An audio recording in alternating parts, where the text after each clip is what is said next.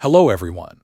In this video, I'll show you how to fix the xinput1_3 DLL missing game error on Windows 11.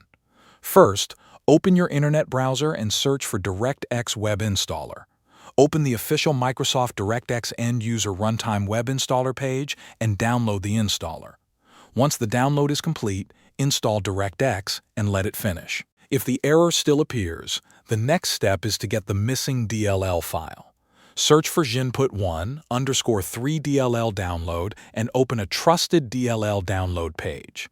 Download the version that matches your system. Most of the time it's 64-bit. After downloading the correct file, extract it.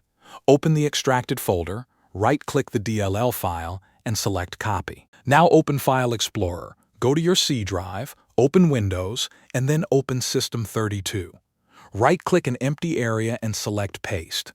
If Windows says the file already exists, choose to replace it. Finally, restart your computer and launch the game again. Thanks for watching.